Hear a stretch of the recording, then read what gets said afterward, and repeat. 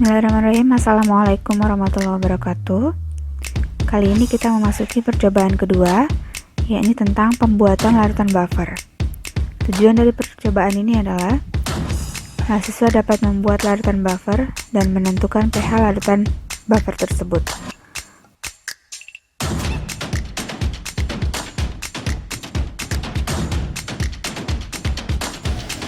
Assalamualaikum warahmatullahi wabarakatuh.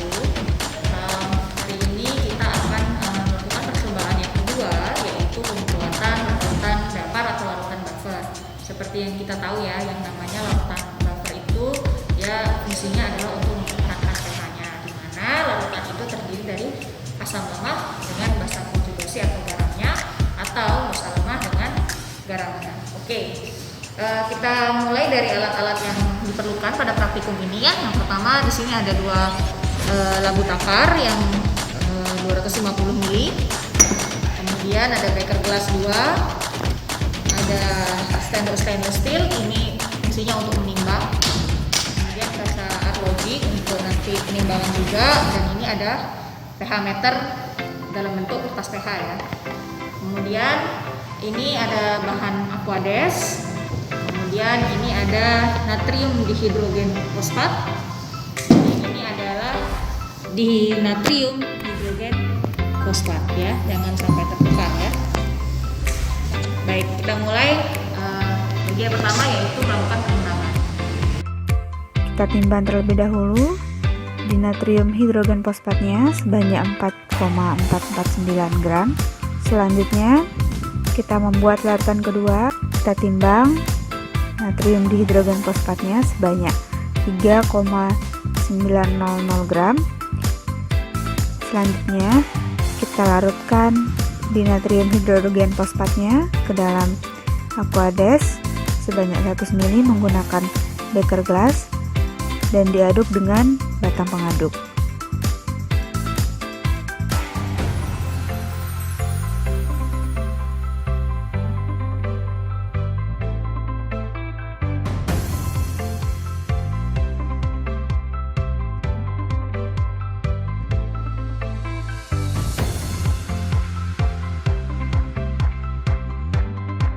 Selanjutnya kita membuat larutan kedua. Kita larutkan natrium dihidrogen fosfatnya ke dalam aquades sebanyak 100 ml menggunakan beker gelas dan diaduk dengan batang pengaduk.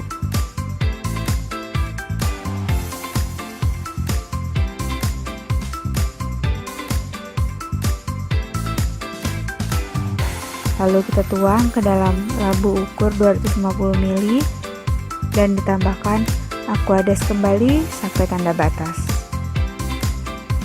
Pembuatan buffer dilakukan dengan cara mencampurkan antara asam lemah dari natrium dihidrogen fosfat dengan basa konjugasinya, yaitu dinatrium hidrogen fosfat. Untuk pembuatannya, pertama-tama kita campurkan larutan A yang telah kita buat tadi, yakni larutan dinatrium hidrogen fosfat, dengan larutan B, larutan natrium dihidrogen fosfat.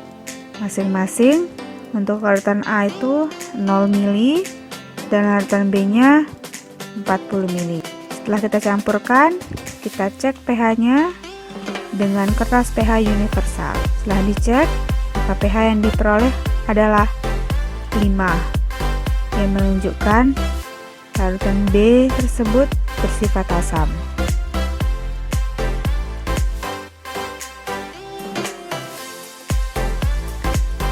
Selanjutnya kita campurkan larutan A sebanyak 5 ml dengan larutan B sebanyak 35 ml.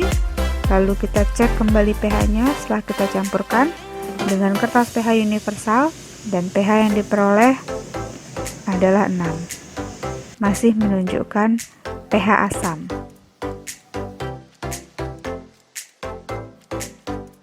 Berikutnya, campuran 10 ml larutan A dengan 30 ml larutan B. Kemudian kita cek pH-nya juga dengan kertas pH universal, dan pH yang diperoleh adalah 6. Masih bersifat asam.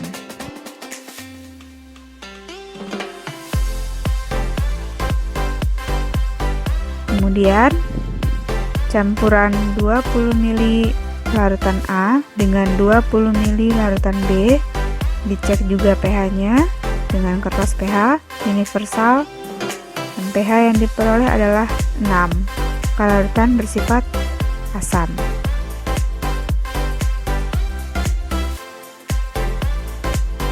Lalu selanjutnya campuran 30 ml larutan A dengan 10 ml larutan B, kemudian dicek juga pH-nya dengan kertas pH universal, dan pH yang diperoleh adalah 6.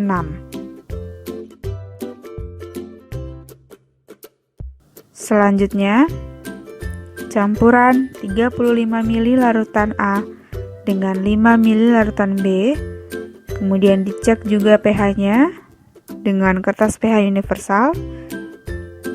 pH yang ditunjukkan adalah 6.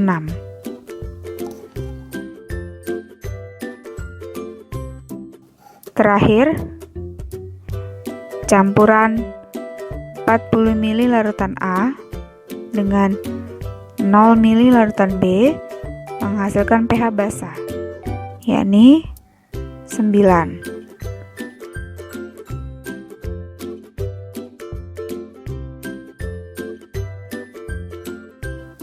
Sekian untuk praktikum kali ini. Kurang dan lebihnya mohon dimaafkan. Assalamualaikum warahmatullahi wabarakatuh.